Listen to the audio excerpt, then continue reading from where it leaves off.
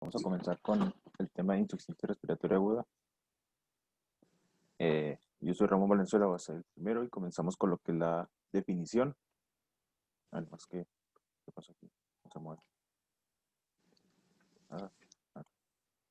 Bueno, la definición pues va a ser una severa alteración del intercambio gaseoso pulmonar originado por algunas anormalidades del sistema respiratorio que se traduce en hipoxemia con o sin hipercapnia. Aquí la definición pues es muy clara, simplemente es la alteración en el sistema pulmonar que nos va a llevar a a que falte oxígeno o se acumule CO2. Vamos a tener que, o- otra parte para comprenderlo mejor, pues va a ser que la incapacidad de este sistema pulmonar para satisfacer las demandas metabólicas del organismo. Y como decía la definición, pues va a haber una disminución ya sea del oxígeno por debajo de 60 milímetros de mercurio o el aumento del CO2 por arriba de 50 milímetros de mercurio. Cabe resaltar que puede ser una u otra o ambas entidades que se presenten en el momento de la insuficiencia respiratoria aguda. Las causas que vamos a tener para que nos puedan llevar a esto, pues van a ser diversas, pero eh, va a ser multifactorial. Pero en todas ellas vamos a encontrar eh, disnea, hipoxia, hipercapnia y cianosis. Podemos encontrar una, dos o las cuatro juntas, dependiendo de la gravedad que, que nos dé el cuadro original. Esto va a estar atribuido a una enfermedad subyacente que tenga la persona y que detone la insuficiencia respiratoria aguda. La disnea pues va a ser algo difícil de, de, de contabilizar porque es una sensación subjetiva de una respiración difícil, fatigosa o incómoda. Mencionaban ahí unos artículos que leíamos que no hay ni manera de medirlo, ni hay un mecanismo fisiológico que presente la disnea, pero pues la persona lo va a referir como esa sensación de respiración difícil. La hipoxia, pues aquí sí vamos a poder contabilizar la deficiencia de oxígeno en la sangre, de las células, bueno, en la sangre principalmente, y podemos atribuirlo a que está una deficiencia de las células, de los tejidos del organismo, y pues puede haber un compromiso de la función de los mismos. La hipercapnia también, pues el exceso del dióxido de carbono en el torrente sanguíneo que esté circulando, también vamos a poder contabilizar, y la cianosis pues va a ser algo que vamos a poder percibir con la vista, ya que es una coloración azul de lo que es la piel, mucosas, y pues se produce pues, por la deficiencia de oxígeno en la sangre. Estas son algunas de las siguientes causas a nivel anatómico que podemos encontrar, en la que podemos encontrar insuficiencia respiratoria.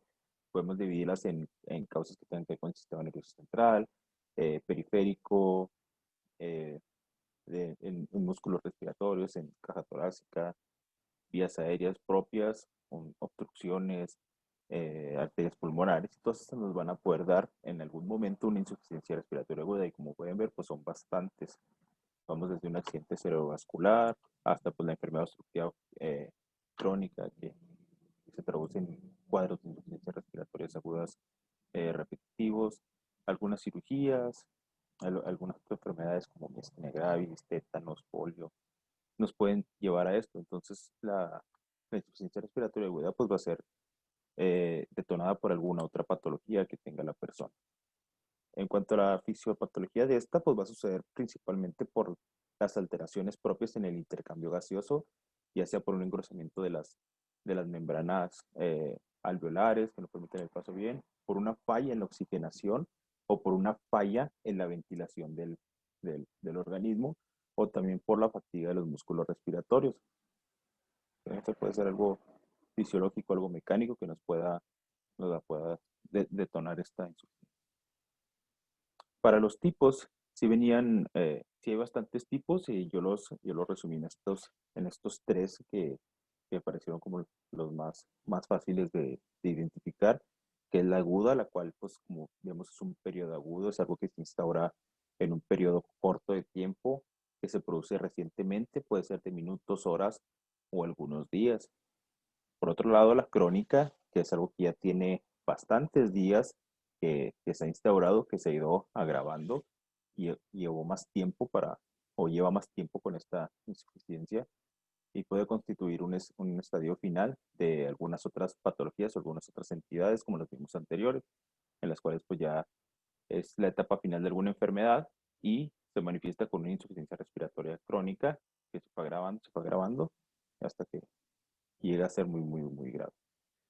La insuficiencia respiratoria crónica reagudizada pues, se va a establecer en pacientes con insuficiencia respiratoria crónica que sufren descompensaciones agudas, es decir, esta persona siempre ha tenido esa insuficiencia respiratoria. ¿Sí? ¿Habló alguien? Ah, siempre ha tenido una insuficiencia respiratoria crónica, pero de repente se agudiza, tiene picos en los cuales se vuelve más grave y se descompensa, eh, también a causa de las enfermedades de base. En cuanto al cuadro clínico, pues los signos y síntomas van a estar relacionados con la enfermedad de fondo que tenga la persona y se le van a adicionar más los de la insuficiencia respiratoria. Entre ellos, pues va a ser la hipoxemia, la hipercamia, y todo esto nos puede traducir en un desequilibrio ácido-base en el organismo. Para ello, pues vamos a centrarnos en algunas generales, pues buscar lo que es la disnea, cianosis, la taquipnea, el uso de músculos accesorios.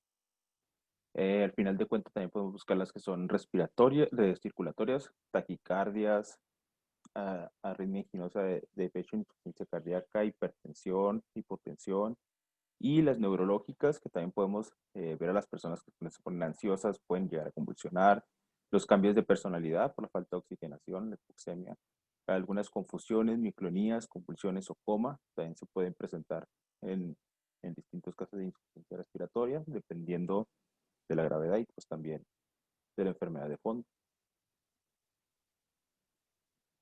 Para el examen físico, nosotros debemos orientarnos en la evaluación cardiorrespiratoria, pero pues también sin dejar de lado la enfermedad de base. El tipo de ventilación sin descuidar el examen general de toda la persona, o sea, centrarnos más bien en lo cardiorrespiratorio por el momento, pero pues sin descuidar el examen general. Y buscar los signos de insuficiencia respiratoria inminente. Puede ser el aumento progresivo de la frecuencia respiratoria, hay que tenerlo muy en cuenta, lo que es la frecuencia cardíaca, ver en qué cifras anda, si tiene periodos de apnea, de respiración paradojal o descoordinación tóraco-abdominal, observar lo que son los tegumentos y mucosas para buscar cianosis central, ya sea o periférica, evaluar el estado de la piel, si tiene ahí una diaforesis o valorar los signos vitales, hipohipertensión y hacer un rápido examen de lo que es el estado de conciencia. Eso lo podemos hacer básicamente con algunas preguntas ahí muy claras y concisas para saber si está orientado o desorientado. Para el diagnóstico, así básicamente vamos a enfocar en la determinación de análisis de gases arteriales.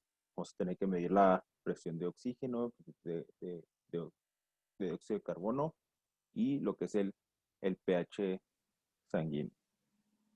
En la gasometría, que es con lo que vamos a medir estos gases arteriales, pues tenemos que tener en cuenta siempre los valores normales. pH 7.35, 7.45.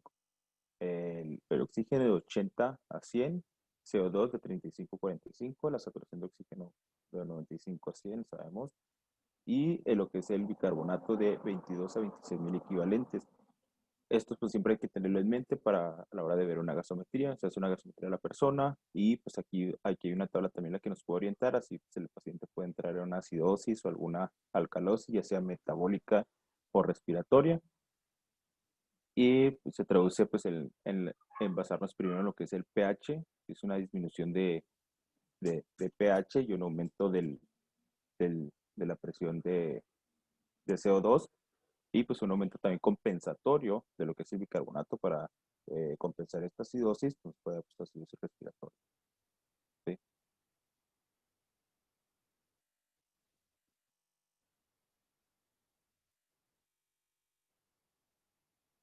Aquí sí. Creo que mi compañero se fue al baño. Buenos días, no, ya Ahí está. regresé. Vamos a continuar con lo que es el manejo de la vía aérea. La siguiente, por favor. Y pues esta se va a definir como las maniobras y técnicas que se utilizan para que el paciente tenga una adecuada respiración cuando sea necesario. Dale la siguiente.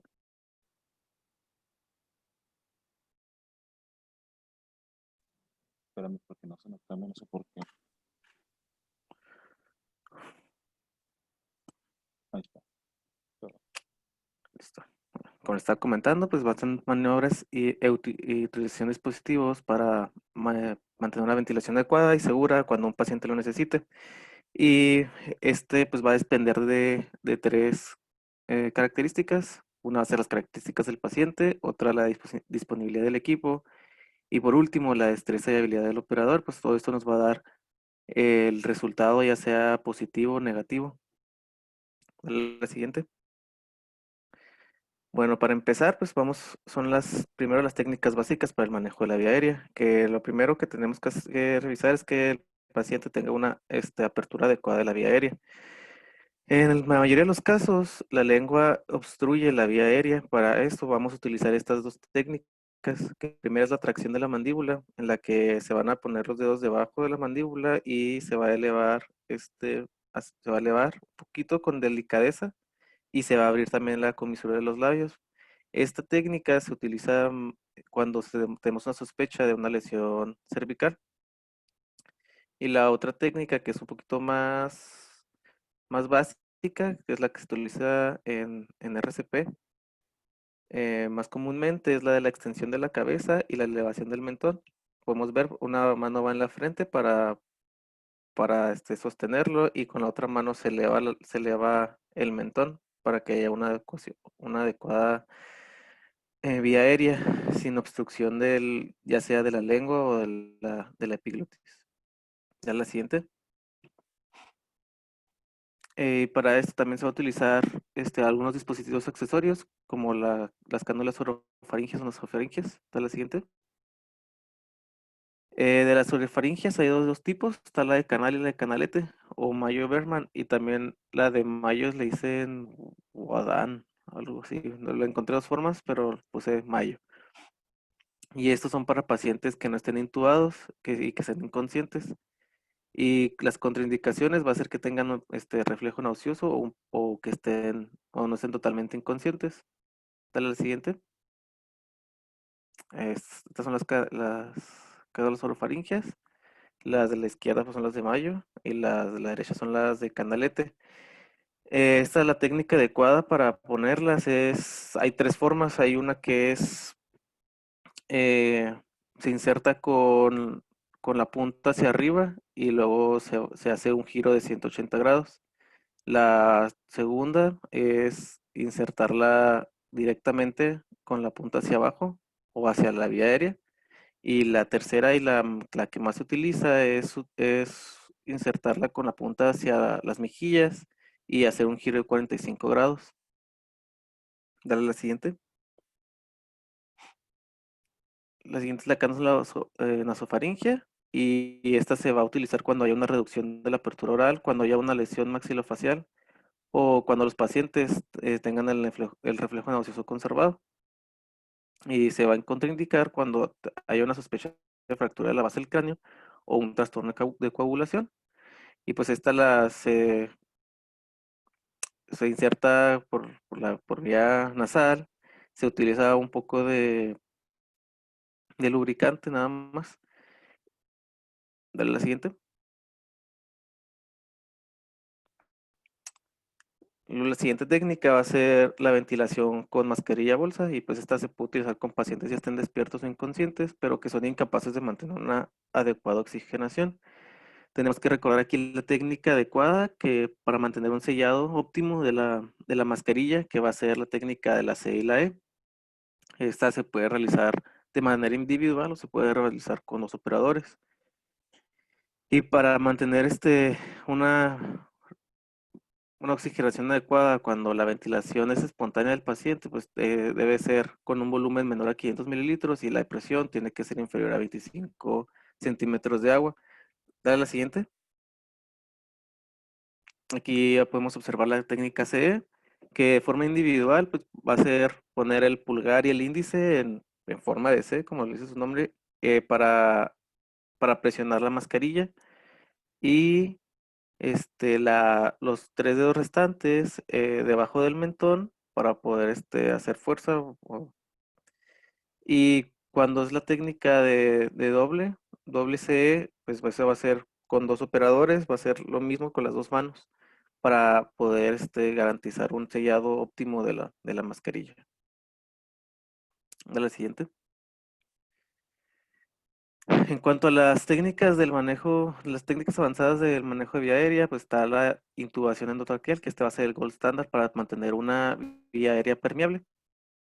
Debemos tener una preparación del equipo, que va a ser tener el equipo adecuado para realizarlo, que va a tener el laringoscopio junto con sus respectivas pilas, o revisar que las pilas tengan la energía suficiente para realizarlo.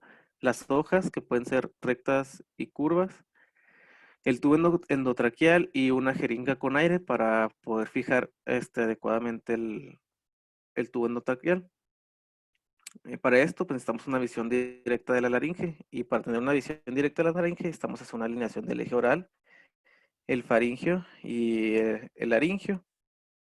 Y como podemos observar en la imagen, para tener una visión adecuada de la laringe, se debe de poner una almohada de más o menos 10 centímetros en el occipucio, y se debe de hacer la extensión del cuello, como les había comentado ahorita. Dale la siguiente. Pues aquí nada más puse imágenes del laringoscopio, las hojas curvas y las hojas rectas. Las curvas también se les llama Macintosh y las rectas son Miller. Dale la siguiente. Y aquí está el tubo endotraqueal. Aquí podemos ver las partes, la punta, el neumo o balón, que ese es en el que se va a insertar el aire para poder fijarlo ahí en la laringe. El cuerpo, tenemos la conexión, que es donde vamos a poner la bolsa para estar ventilando al paciente. El balón de control, ahí es donde se va a insertar la jeringa. Dale al siguiente. Bueno, y los pasos para la intubación endotraqueal va a ser, pues primero despejar la orofaringe. Si tiene restos de comida, sangre o piezas dentales, lo que sea, hay que removerlo.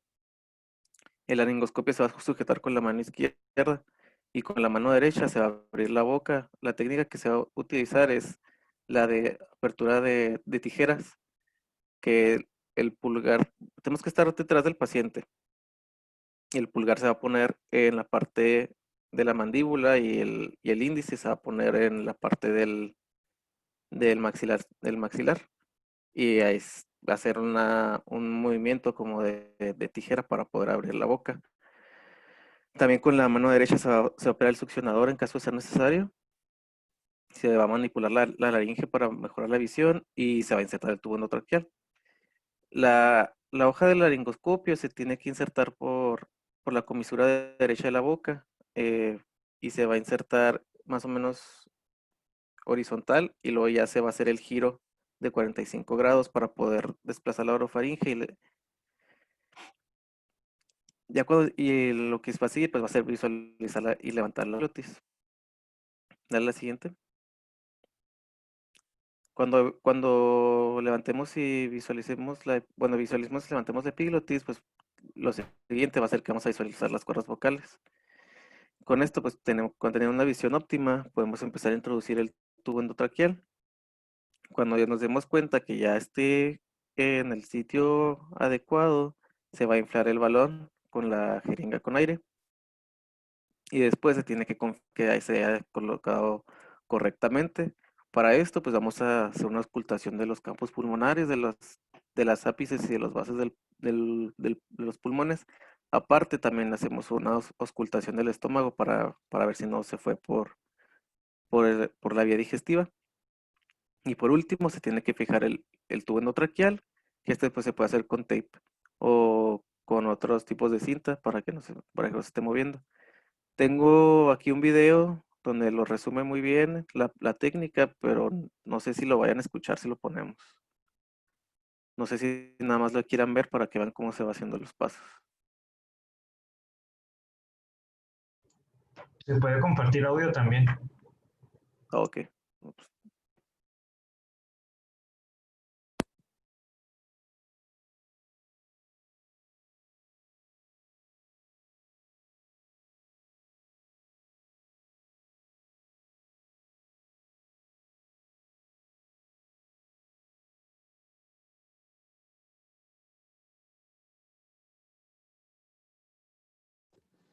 ¿Hasta ahí fue todo?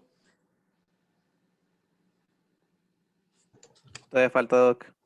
Ah, ok. Ahí lo están viendo. No, tienes que ponerle No. compartir Ah, ok. el navegador. A ver aquí. Ahí.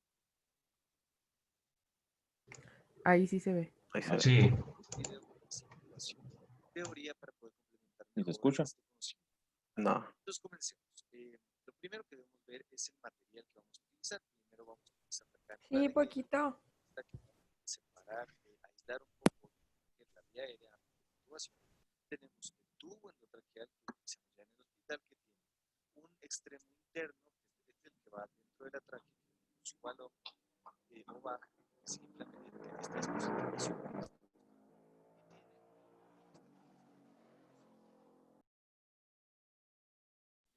Adentro de estas dos baterías y arriba vamos a colocar una de las hojas dependiendo del tamaño que necesitemos para la garganta de nuestro paciente y finalmente vamos a utilizar una jeringa con aire para poder llenarla.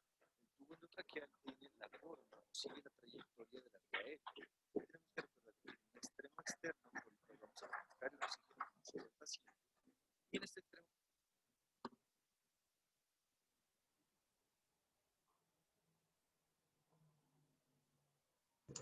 ¿Lo pausaste? Ponle play. está tenemos ahí que es para poder llenar el bajo, cosa que cuando ya esté el tubo dentro de la tráquea del paciente podemos llenar ese balón de aire como lo ves, como lo estoy llenando.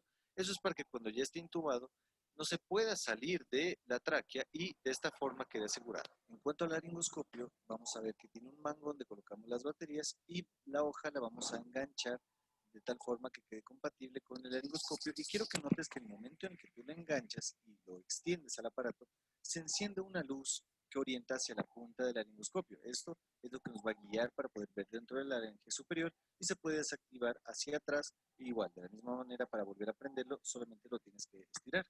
Bien, entonces vamos a hacer la primera parte de oxigenación. Entonces, para oxigenar, recordemos que tenemos la cánula de Gede. Esta cánula la vamos a colocar en la vía aérea del paciente de tres maneras. La primera forma es colocarle al revés, es decir, orientado hacia arriba y darle una vuelta de 180 grados. Esa es la primera forma. La segunda forma consta de ponerle de manera directa, esto se hace más en los niños. La tercera forma y la más utilizada es colocarle de lado y hacer un giro de 45 grados. Entonces, en este momento vamos a hacer, abrimos la boca utilizando los dedos, los cruzamos de esta manera, abrimos la boca y vamos a hacer la tercera técnica que les dije. Vamos a ingresar por la parte derecha y vamos a hacer un giro de 45 grados nada más para poder aislar la vía aérea y gracias a esta maqueta que está abierta podemos ver cómo queda ahí separada la vía aérea, protegida hasta que podamos intubar. Bien, ahora cómo vamos a colocar el laringoscopio. Vamos a seguir la orientación que tiene la lengua hasta su base, hasta llegar a la vallécula, de esta manera, haciendo este giro. Quiero que vean que no vamos a hacer un giro forzado hacia atrás, es decir, vamos a hacer esto que estoy mostrando ahora, que llego hasta cierto punto y subo hacia adelante. Eso es el giro correcto. Si nosotros traccionamos mucho hacia atrás, podemos lastimarle los dientes al paciente, los dientes superiores. Entonces, no lo vamos a hacer de esa forma, sino en realidad vamos a seguir la curvatura que tiene la lengua hasta que llegue a su base, hasta que nos ofrece una pequeña resistencia. La resistencia es que ya llegamos a la vallécula. Ahí vamos a elevar y quiero que vean cómo se eleva.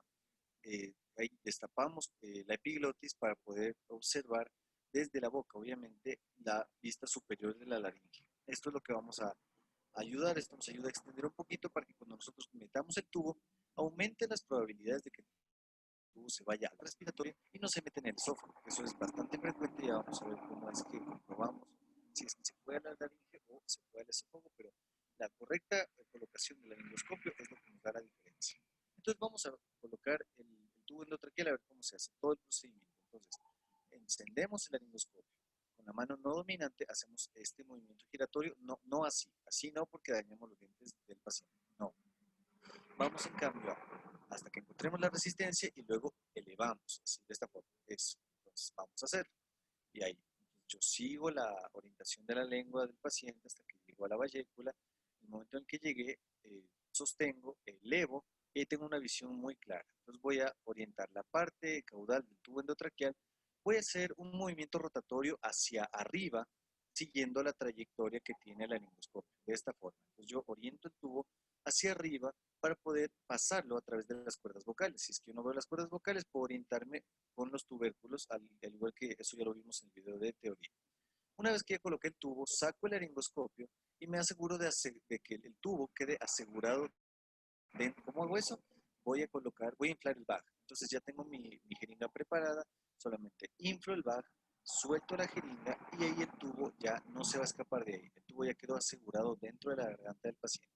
Lo que nos resta ahora es comprobar si verdaderamente entramos a la tráquea o si nos fuimos al esófago. Entonces vamos a soplar por este tubo para poder ver.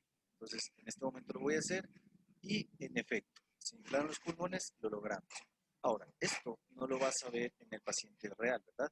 Lo que tienes que hacer en el paciente real es auscultar 5 puntos. 2 puntos de los vértices pulmonares, 2 de las bases pulmonares, a veces se escucha el aire pasando, y 1 en el epigastrio para escuchar el estómago. Si escuchamos aire en el estómago, es que nos equivocamos y eso se fue al esófago. Si escuchamos el aire en los pulmones, eso quiere decir que lo hicimos correctamente. Y eso fue todo, muchachos. Espero que les haya servido este video. Por favor, comenten cualquier duda, comentario, sugerencia que tengan y por favor, suscríbanse al canal. Estoy subiendo videos cada semana y que les vaya muy bien.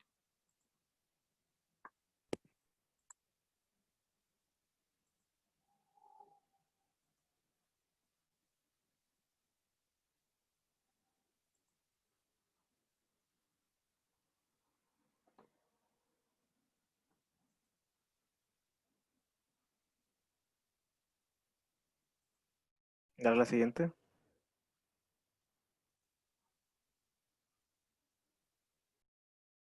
Bueno, vamos a continuar con la administración de oxígeno, que esta, pues, sus indicaciones debe ser cuando haya sospecha de hipoxia. Esto quiere decir que pues, tenga la sintomatología que nos comentó el compañero, que tenga bradipneas, que tenga taquipnea, que tenga cianosis central, etcétera.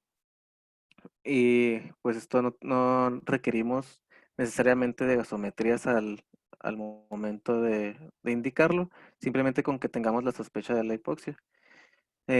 Las otras ya cuando tengamos pues formas de medir la presión del oxígeno, pues que sea menor a 60 milímetros de mercurio, o que si tenemos la posibilidad de usar un oxímetro, que su saturación sea menor al 93%. Y para esto pues va a haber dispositivos de diferente flujo, que van a ser los de alto flujo y los de bajo flujo. Dale el siguiente.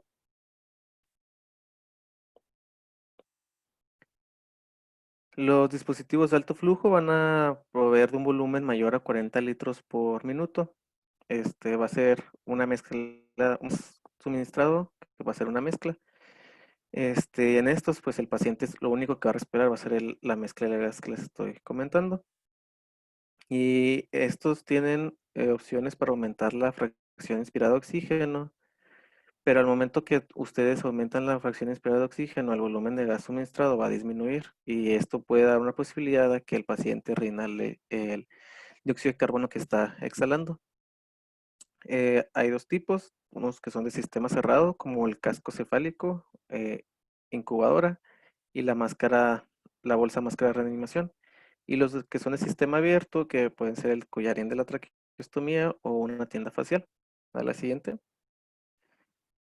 Arriba a la izquierda tenemos el casco, a la derecha tenemos el collarín de la traqueostomía y abajo a la izquierda pues la bolsa facial. A la siguiente. Y pues como les iba comentando, si se va aumentando la fracción de inspirado de oxígeno, el flujo total va a disminuir. Como pueden observar en la primera fila, pues es el 24% la que se seleccionó y el flujo total es de 105 litros por minuto.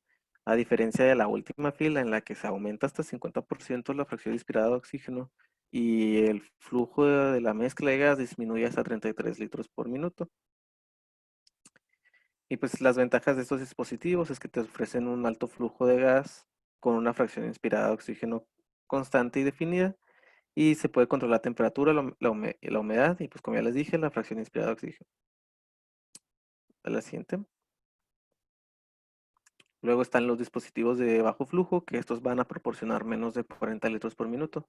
Estos utilizan un borboteador que va a funcionar como reservorio de agua y sirve para humidificar el oxígeno que inspira el paciente. Estos se utilizan con pacientes con enfermedades agudas o crónicas con hipoxemia leve a moderada.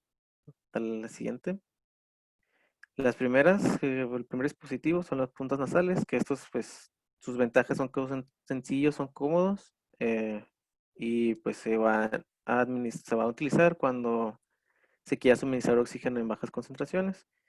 El inconveniente es que no se puede determinar cuál es la fracción de inspirado de oxígeno para el paciente. No se recomienda cuando estén en un flujo superior a 6 litros por minuto, y pues hay un riesgo de que se obstruyan los orificios o de que se obstruyan las puntas nasales. Para el siguiente es la máscara de simple de oxígeno, que pues como ventaja tiene una administración sencilla de concentraciones medianas en situaciones de traslado o urgencia. Y los orificios laterales de la máscara permiten que el volumen expirado tenga salida debido a unas válvulas unidireccionales, que estas se van a cerrar cuando el paciente inspire y se van a abrir cuando el paciente exhale.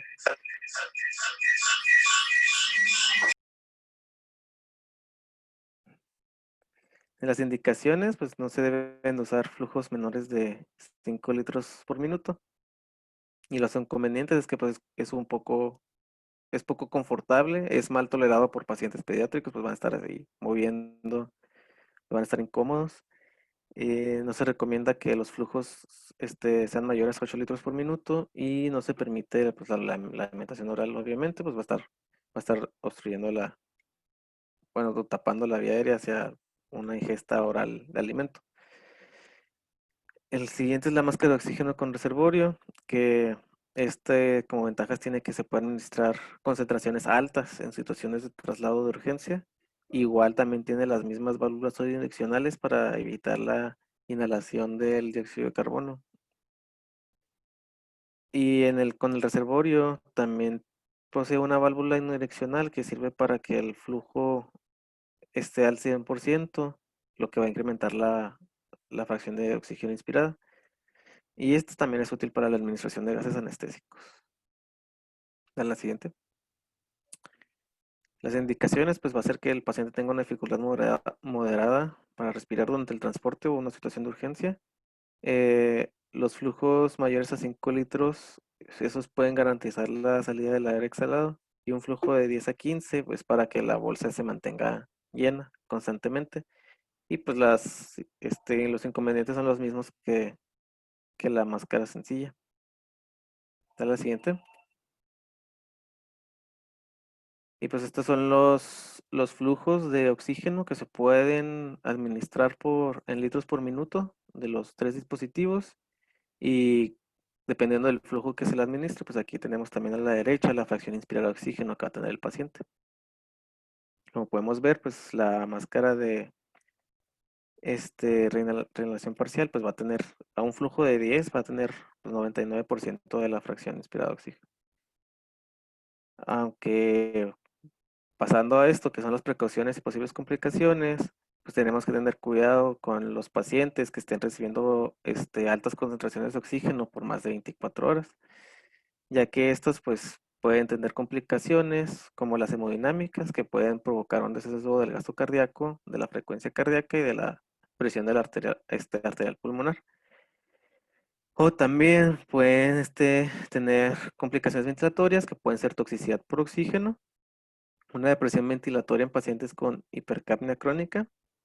A estos pacientes si se les tiene que suministrar oxígeno, pues se les tiene que suministrar con una fracción inspirada de oxígeno menor, creo que era menor al 30%.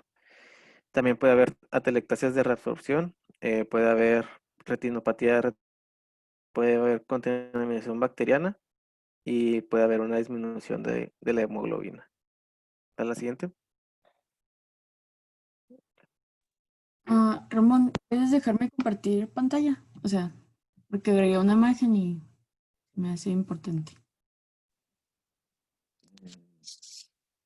Ok, Por favor. ahí ubico. Listo. Ok.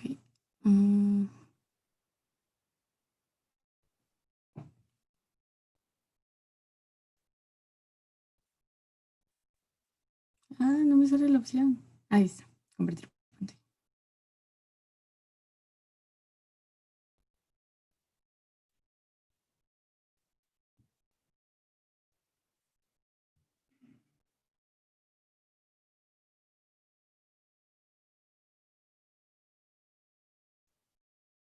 ¿Ahí ya está? ¿Me escuchan? Sí, sí se ve. Sí, escuchar también. ¿Y se ve completa? Sí, se ve completa. Sí. Eso es bueno, vamos a comenzar con reconocimiento de vía aérea difícil y dispositivos para su manejo.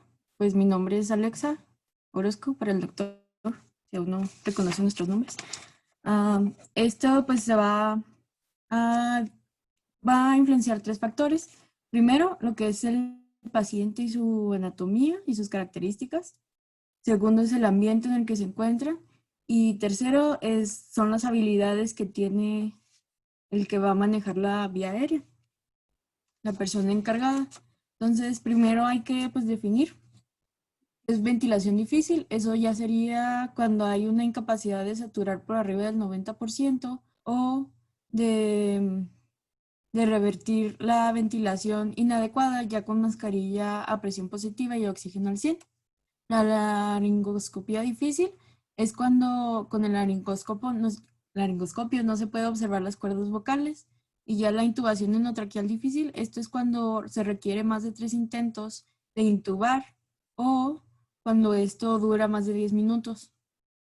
Y la vía aérea difícil, esto es cuando un anestesiólogo experto y ya, pues sí, experto, tiene dificultad con la mascarilla facial o ya sea intubando endotraquealmente. Entonces, ¿cuáles pueden ser predictores de dificultad de ventilación? Ya con mascarilla, pues nos mencionaba que un índice de masa corporal mayor, la barba en los hombres, un malapatí 3 o 4, que pues aquí se los puse. Ay, sí que repliqué.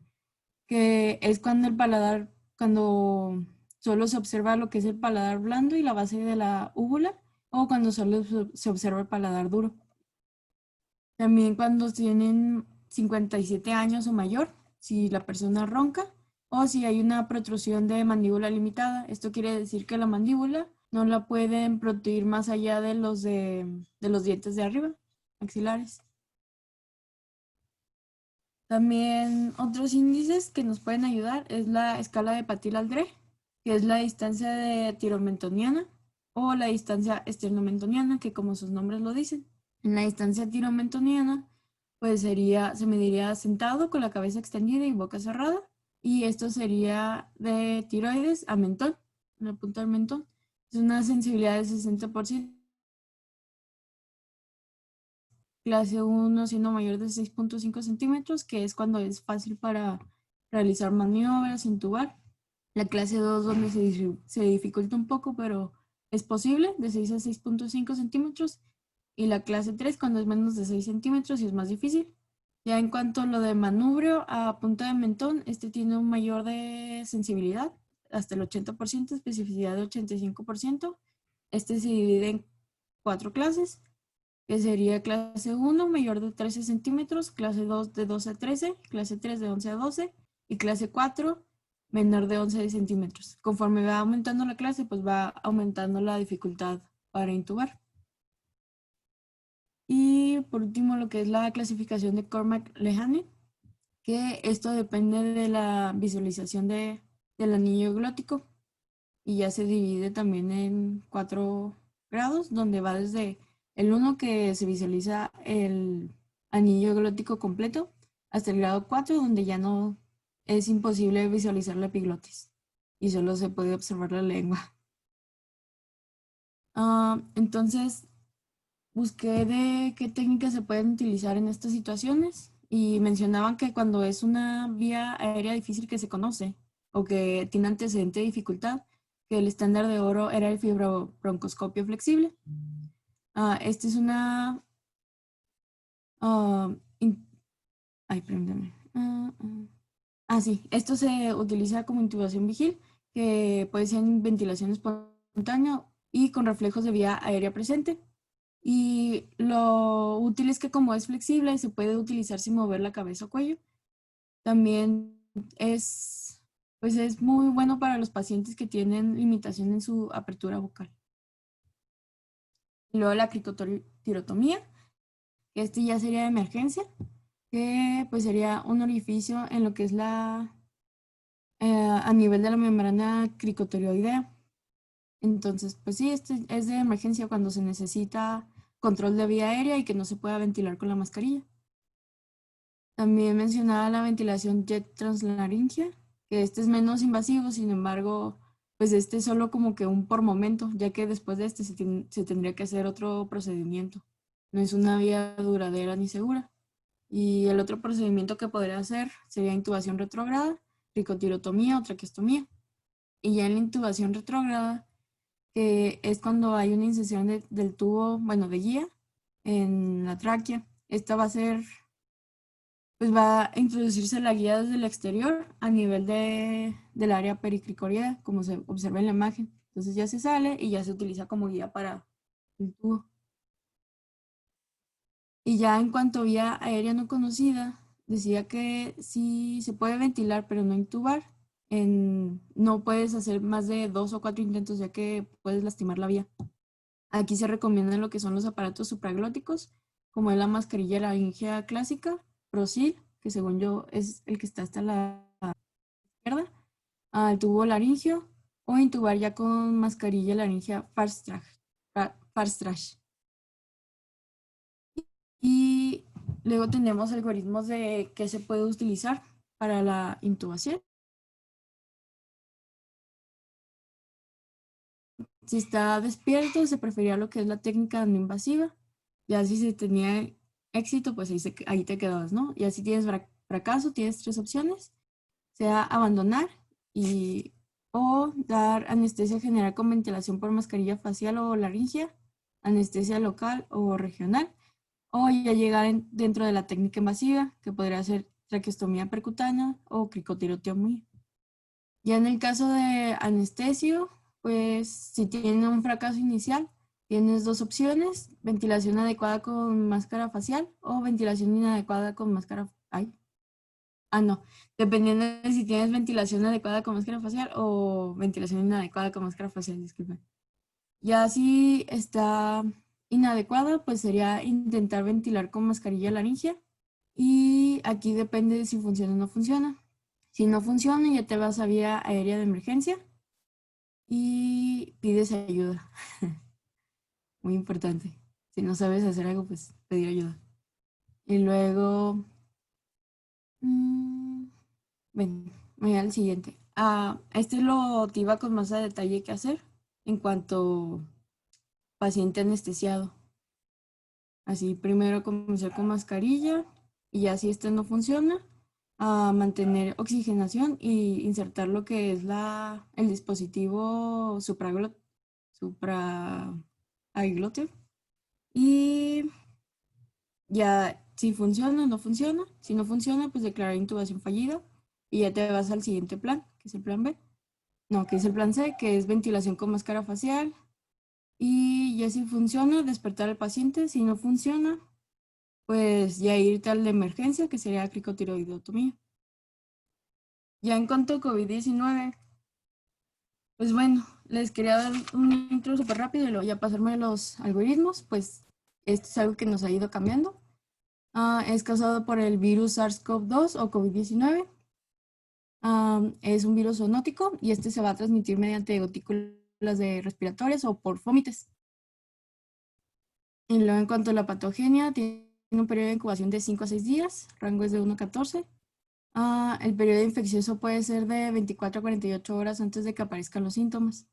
Y ya las características más clínicas más comunes, bueno, eso mejor se los digo después porque igual los voy a mencionar. Pero lo importante aquí, pues también es que hay signos radiológicos en radiografía y TAC y existe linfopenia en biometría hemática. Los algoritmos del Morel, del LIMS, te marcan todo muy padre. Hasta tienen ahí los códigos para escanear para que se pueda ver a más detalle. Lo chequé y está padre por si lo quieren checar. Y pues ahí ya te divide cómo se va observando y cómo va de leve a moderado. Por ejemplo, en radiografía, pues va aumentando la opacidad, la consolidación, se va aumentando aún más. Y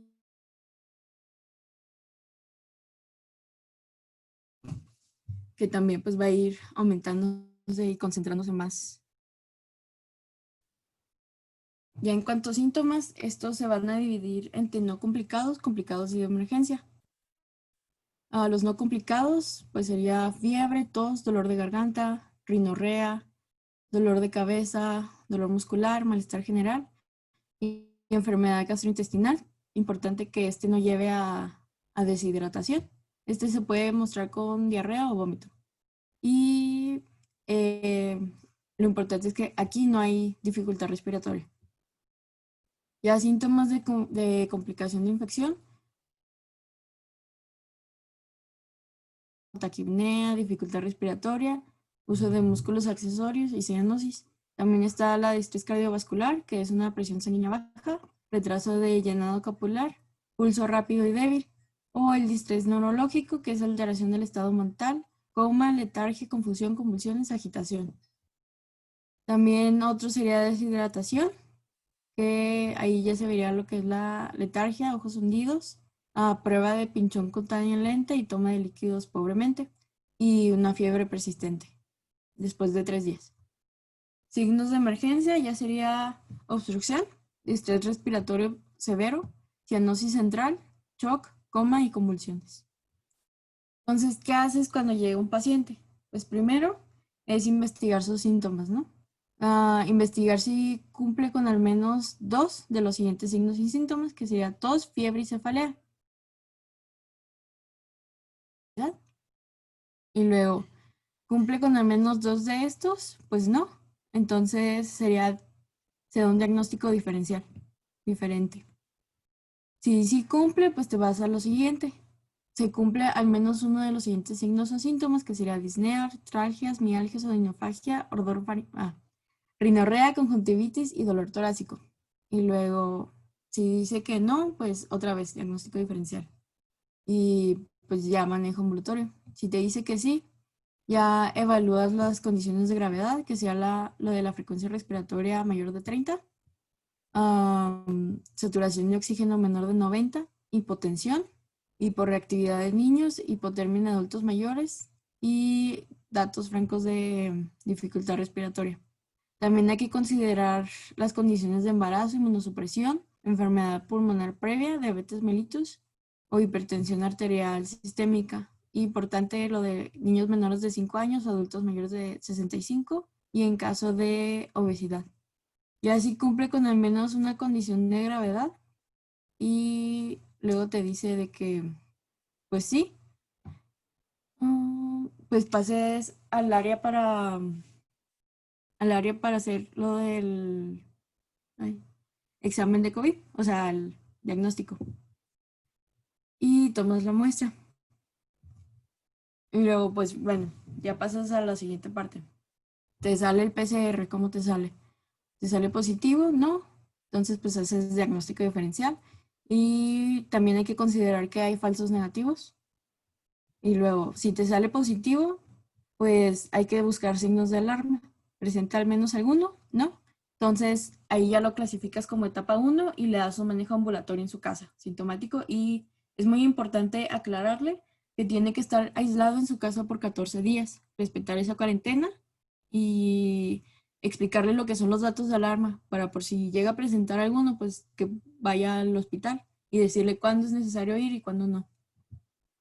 Bueno, si presenta algún dato de alarma, entonces te pasas a la segunda parte, que sería realizar el examen CURB 60, bueno, la escala CURB 65, que pues es fácil, ya que sus siglas lo dicen, que C de creatinina, U de urea, R de respiración mayor de 30, B de hipotensión, que sea una presión sistólica menor de 90 o presión diastólica menor de 60, o si tiene mayor de 65 años.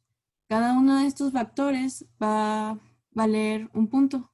Ay, pues sí, creatinina en vez de confusión mental, disculpen.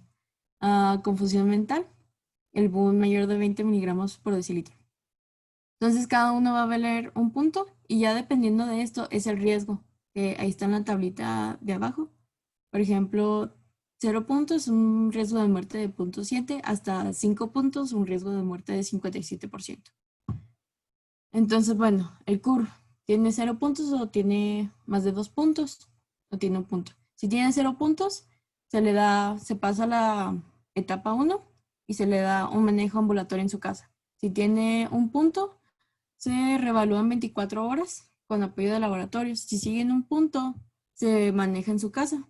Pero si aumenta de puntos, se solicita estudios de laboratorio y gabinete, que ya sería la VH, perfil hepático, todo esto. Y el electrocardiograma, importante. Y el ATAC. Y si no se puede, pues la radiografía simple de tórax. Ya se evalúan los resultados, porque es importante lo del electrocardiograma, pues para ver cómo tiene el QT, porque dependiendo de esto es el manejo que se puede dar. Aquí primero comienzas con la hidroxicloroquina, que dependiendo de si aquí usas la escala de los 7 puntos para ver si se puede utilizar o no. Si tiene menos de 7 puntos no se usa, si tiene los 7, pues sí. Los 7 puntos sería edad mayor de 68 años, sexo femenino, diurético, bueno.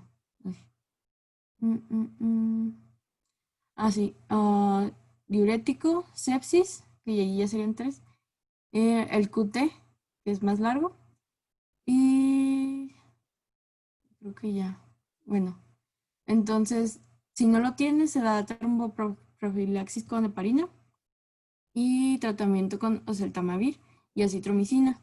Si tiene más de los 7 puntos, ya se usa también la tromboprofilaxis y también se añade lo que es la hidroxicloroquina, que ya sería iniciar tratamiento etapa 2. Y ya a partir del día 2 se da oseltamivir y acitromicina.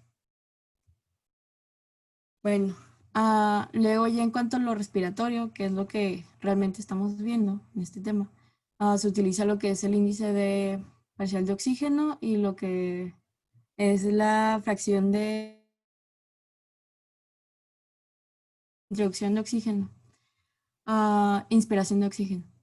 Entonces, si es menos, pues, bueno, mejor me voy. Si no es menos de 150, se utiliza el oxígeno con cánula nasal y ya se continúa el tratamiento hospitalario. Si es mayor, si es menos, ya se usa la intubación orotraqueal para manejo con ventilación mecánica masiva y ya se continúa con el tratamiento hospitalario. Ay, le di sin querer. Entonces, aquí hay que estar alertas para síndrome de insuficiencia respiratoria aguda, el SIRS, la neumonía grave, datos de mayor dificultad respiratoria y también de sepsis. Con eso se puede utilizar lo que es la escala de Quizoffa. Ahorita te las enseño rápido. Y también solicitar lo que son los marcadores inflamatorios. Y bueno, entonces aquí sí depende del estado. Bueno, si no tiene ningún dato de alarma, pero tiene estado crítico con tormenta de citoquinas, pues ya se mantiene el tratamiento que tenía y se le inicia con ceftriaxona, metilprednisolona y tocilizumab. Si no, se continúa con el manejo de la etapa 2, con el que ya tenía antes. No se le agrega esas cosas. Y... aquí era... Me perdí. Ok. Era si seguía manteniendo la dificultad respiratoria. que aquí se podía posicionar en prono por 24 horas y realizar gasometrías de las 20 y 24 horas. También evaluar la presión del oxígeno y del alfil. Y en ese lapso de 4 horas, si es mayor de 200, pues ya no se le puede mantener en prono por 24 horas. Si es menor de 200, se gira supino. Y luego, si regresa mayor de 150 milímetros de mercurio por 4 horas, pues se vuelve a posicionar en prono por 24 horas. Si no es mayor de eso, si es mayor de eso, se mantiene supino y se evalúa continuamente. Y ya aquí está ya todo simplificado de que las etapas, cuando es ambulatorio, cuando es la etapa 2 de fase pulmonar y cuando es la etapa 3 y cómo se va utilizando.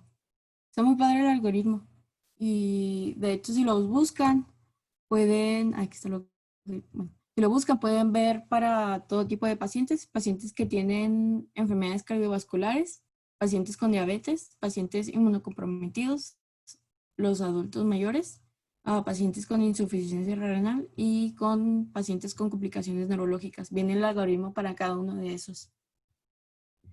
Y pues aquí estaba lo del quiz-off, que pues como se tiene que ser rápido, pues se evalúa lo que es la frecuencia respiratoria, el estado mental, la presión arterial sistólica.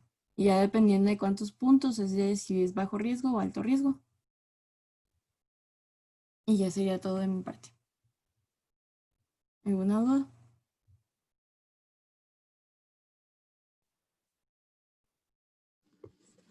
¿Dudas, preguntas? No, todos lo entendieron, ya vi. Bueno. Para el internado ya estén listos.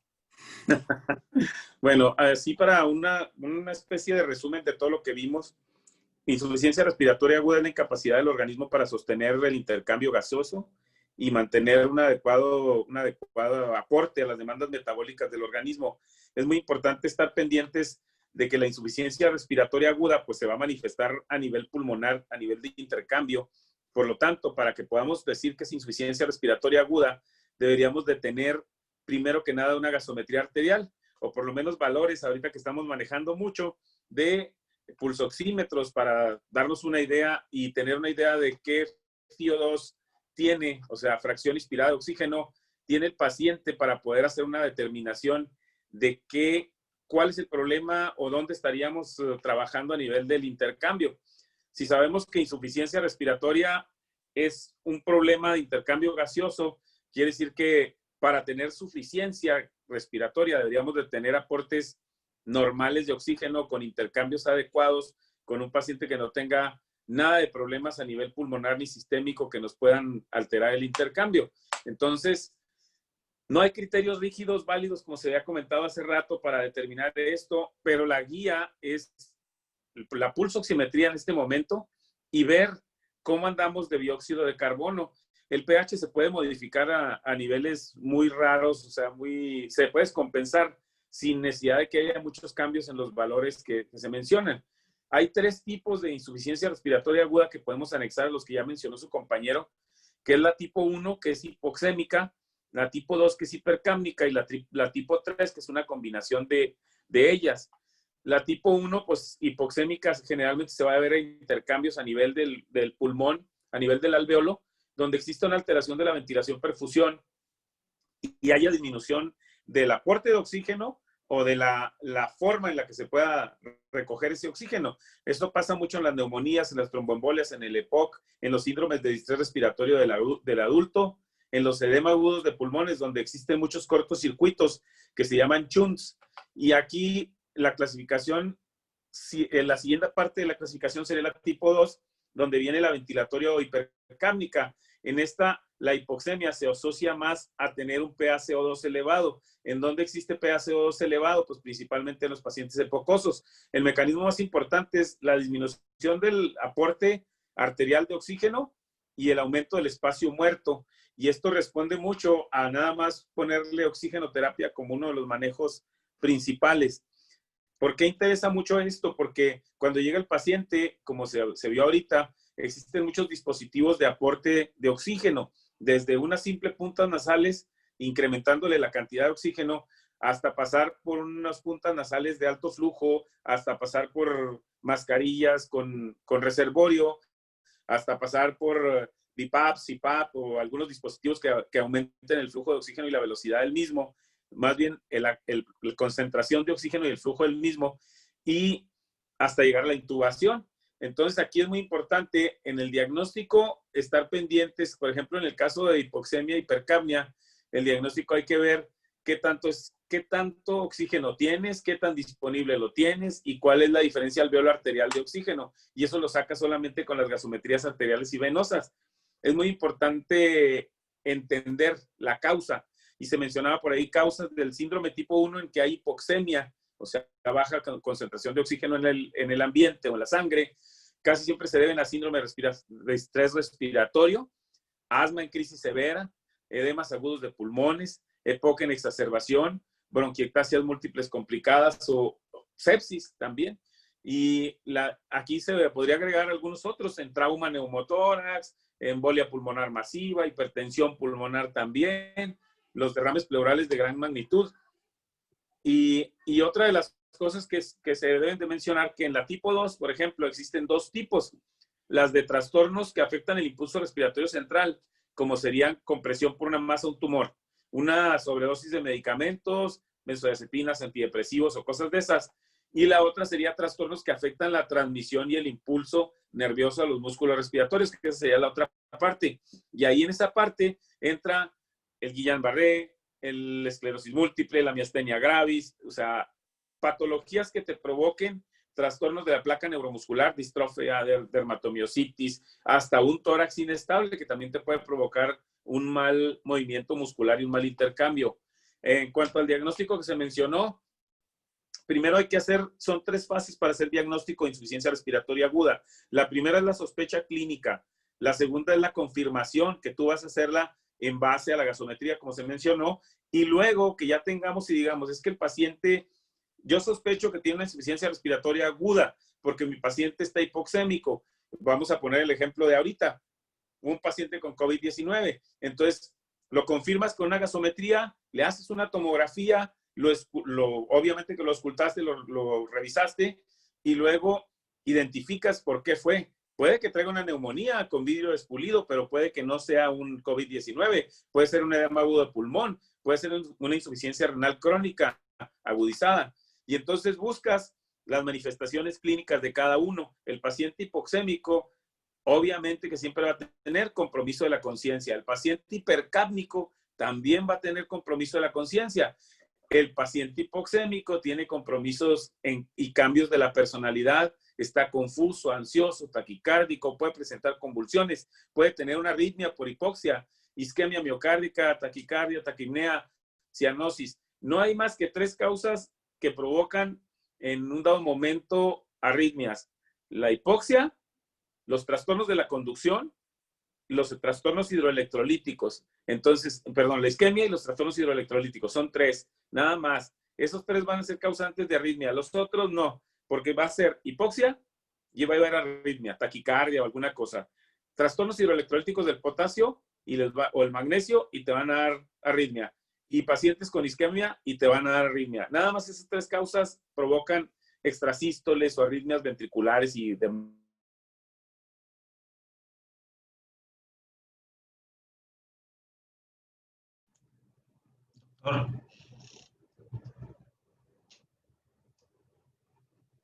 Dicen mucho, pero aquí es donde ustedes tienen que trabajar para hacer diagnóstico diferencial. Una de las cosas más importantes aquí es, tienes 3 manifestaciones clínicas importantes: las precoces, las intermedias y las tardías, para determinar que un paciente tiene una insuficiencia respiratoria. Las primarias o precoces son inquietud, ansiedad, confusión mental, cefalea y disnea, que son alteraciones generalmente del comportamiento.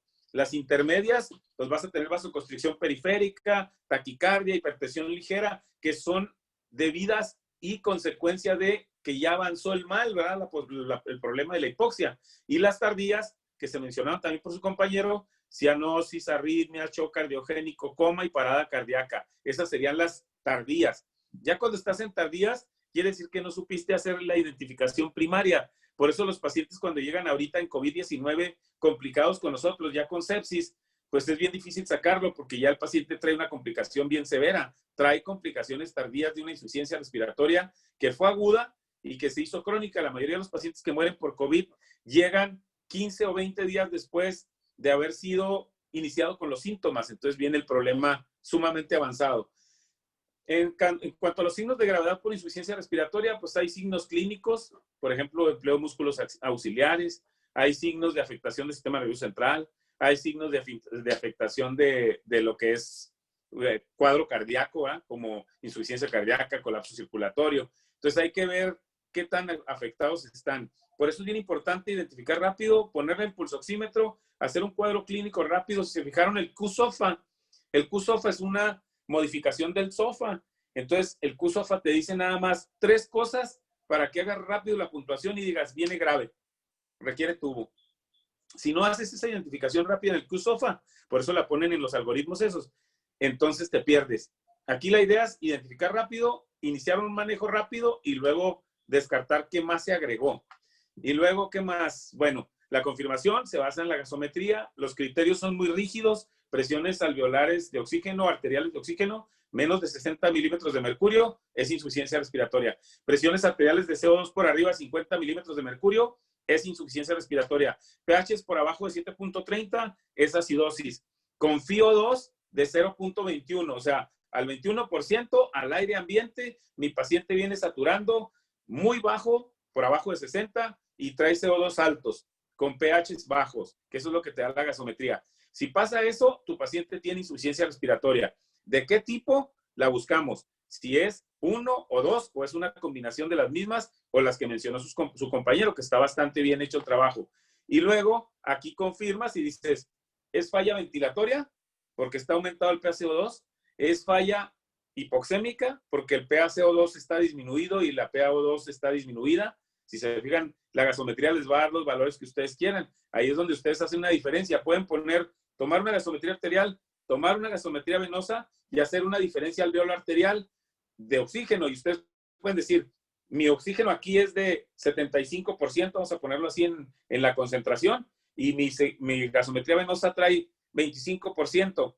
Debe dar una diferencia bastante grande ahí, porque se supone que tienes un cambio mayor en cuanto a sale el oxígeno y entra el oxígeno de regreso. Ordinariamente está en 35%. Bueno, ¿qué es importante aquí? Rápidamente hacer el cuadro clínico, sacar radiografías, sacar gasometría, sacar electrocardiograma, que eso es mucha ayuda. ¿Qué otra más sería bueno pensar aquí, agregarles? Les iba a agregar algo aquí. Hay que hacer un monitoreo. Primero respiratorio, gases en sangre, oximetría de pulso, evaluación de la función respiratoria y hemodinamia. Y luego manejo de la vía aérea. Considerar la necesidad de poner un dispositivo avanzado de la vía aérea o un aporte de oxígeno extra, como se mencionó en la parte de dispositivos avanzados. Existen puntas nasales, pero ahorita estamos trabajando con las puntas nasales de alto flujo, y las puntas nasales de alto flujo te pueden dar un FiO2 de 40% con aportes que nos mencionan velocidad de conducción, que ese es el flujo, de 40 a 60 litros por minuto, que se puede dar por una cámara especial o puedes elaborar una cámara tú mismo para que esto funcione. Aquí les voy a pedir que investiguen el índice de ROX, ROX, porque eso les va a dar una idea de lo que estamos haciendo ahorita en lo que es COVID-19, para que vean por qué se les ponen las cánulas de alto flujo que tanto se mencionan ahorita y que son tan codiciadas. Eso evita que intubes al paciente. Índice de ROX y luego la escala de Caprini, que la escala de Caprini también es una escala simple. Cuando las vean van a decir, esto está bien sencillo, lo puedo hacer en el consultorio, con tener un pulso oxímetro y saber qué le estoy poniendo, si puntas nasales con mascarilla con reservorio, o si le estoy poniendo BiPAP, sé cuánto le estoy dando yo de FiO2.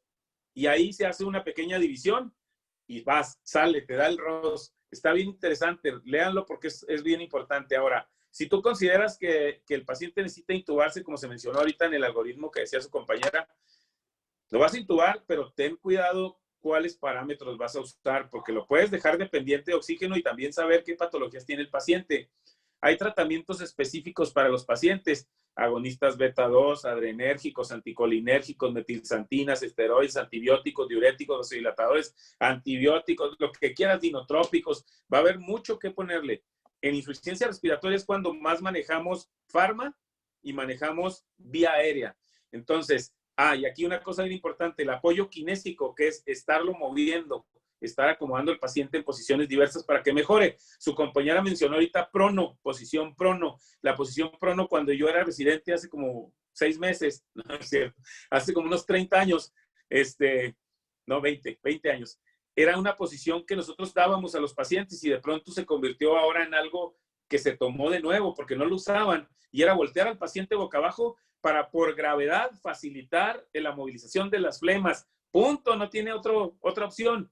Cuando tú lo pones boca abajo por gravedad, empieza a vaciarse el pulmón, empieza a salir la secreción y entonces el paciente tiene mayor espacio para reclutar a la hora de que tú lo oxigenes. Si tú lo estás ventilando y está lleno de mugre, pues entonces no vas a ventilar nada porque el espacio alveolar está ocupado, colapsado. Pero si lo empiezas a vaciar sacando las secreciones, que eso es lo que le pasa a los pacientes de ahorita COVID-19, neumonía por COVID-19, se llenan de secreciones y se infectan y mueren por sepsis, porque el COVID-19 favorece eso. Y aparte nosotros usamos inmunomoduladores como el tocilizumab, rositixumab, todos los que son esos, para trabajar al paciente, para evitar la respuesta inflamatoria sistémica exagerada. Por eso ahorita mencionó su compañera también la tormenta de citocinas. La idea es que el paciente no llegue a la tormenta de citocinas. Y cuando llega a tormenta de citocinas, hay que manejarlo con un inmunomodulador.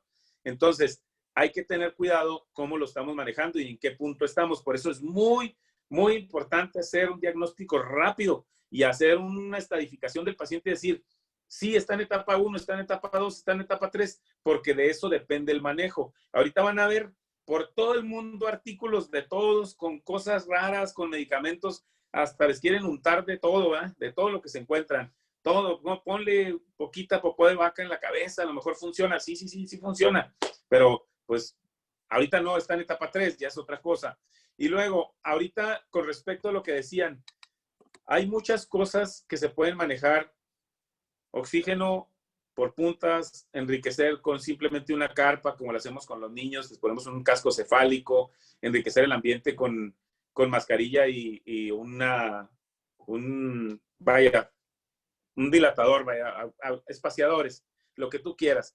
Pero ahorita es fundamental que conozcan cómo se intuba un paciente, cómo se hacen las cosas.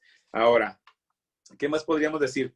¿Qué tenemos que hacer ahorita en cuanto a la insuficiencia respiratoria aguda, el manejo objetivo? Primero, reforzar el intercambio y manejar y mejorar el intercambio gaseoso. Ese es el principal, son las metas. Aumentar el volumen pulmonar, reducir el trabajo respiratorio, hay que revertir la hipoxemia, hay que revertir la acidosis, hay que prevenir las atelectasias, para eso es la movilidad, la fatiga de los músculos respiratorios, por eso los sedamos, los dejamos totalmente tronados para que nos dejen trabajar a nosotros, disminuir el consumo de oxígeno sistémico, si trae fiebre, bajar la fiebre, si el paciente tiene anemia, mejorar la sangre, ¿verdad? Subir los valores de la hemoglobina, y si está fracturado, tiene alguna otra lesión, porque ya nos están llegando ahora pacientes que traen apéndice y COVID, traumatismo y COVID, entonces ya no sabemos qué está pasando. De aquí sí quiero agregarles algo. La definición operacional actual de COVID-19 ahora se limitó a 1 o 2 síntomas y signos comunes y el paciente es COVID. Para que sepan de una vez, si el paciente trae tos o fiebre es COVID, si el paciente le duele la garganta y trae tos es COVID, si el paciente trae malestar general, le duelen los huesos y aparte es COVID, ya no estamos como antes que era muy estricta la definición. Si viajaste a China cuando empezamos, si venías de un viaje, si tuviste contacto, no, ya ahorita la definición es nueva. Se les voy a pasar ahí para que vean la definición operacional nueva federal, porque eso va a ser un incremento de casos. Claro que con el incremento de casos disminuimos la tasa de mortalidad. Sí, entonces vamos a caer de los primeros lugares a otros lugares. Eso es una estrategia. Y aparte el índice de muerte que estamos manejando ahorita se va a caer también. Y entonces vamos a tener valores diferentes. Es una estrategia, pero nos pone a nosotros en mucho riesgo, porque ahora vamos a clasificar parejo quién es COVID y quién no es COVID. A ver si viene por una enfermedad de garganta, va a ser COVID. Entonces hay que tener cuidado con eso a la hora de hacer revisiones. ¿Qué complicaciones podría tener una insuficiencia respiratoria aguda? Pues puede tener pulmonares, cardiovasculares, neurológicas, nutricionales, infecciosas, renales. Por eso ahorita estamos trabajando mucho con que no se vaya el paciente. Hay que evitar que brinque de 2 a 3. Entonces, puede estar con neumonías nosocomiales, con embolias, puede tener barotrauma. Si se fijan, muchos de los pacientes que llegan al hospital llegan con disnea severa, se infartan, llegan con problemas de insuficiencia renal o la desarrollan y luego salen desnutridos, bien jodidos, se los consume. Así está ahorita la patología. Yo creo que el COVID-19 es el mejor ejemplo de las enfermedades de insuficiencia respiratoria aguda en este momento. Muy bien, ¿qué les iba a decir más?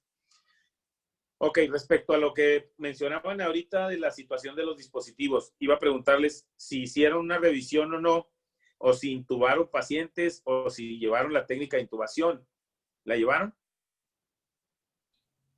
No. No. Entonces, vamos a hacer una cosa. Vamos a conseguir un maniquí y vamos a hacer un tallercito de intubación para que intuben al paciente y sepan realmente cómo está. Sirve que podemos hacer hasta un video y se lo dejamos ahí al doctor Hinojos en el taller de habilidades para que vean cómo se hace una intubación y no tengamos que andar buscando de otros lugares los videos, ¿verdad? Que sea un video hecho por ustedes y que sea desde cuáles son las cánulas de alto flujo, cómo se manejan. Yo aquí tengo equipo de reanimación y nos faltaría nada más conseguir el maniquí, pero el maniquí yo lo consigo en gobierno, que nos lo presten y hacemos un tallercillo pequeño de respiración, de intubación y vemos lo que les falte de RCP también para avanzarlo y ya para seguir con las otras clases. Muy bien. Ok, yo mañana me muevo a conseguir el maniquí y les digo entre semana si lo conseguimos y si el otro sábado lo hacemos de una vez. Muy bien. Sale, doctor. Ok, muy bien. Entonces ahí queda. Hasta aquí llegamos hoy. Muy bien, doctor. Ok, Sale doctor. pues, bien, que doctor. estén bien, descansen. Ok, buen día. Ok, Gracias. igualmente. Chao, doctor. Bye. Igualmente.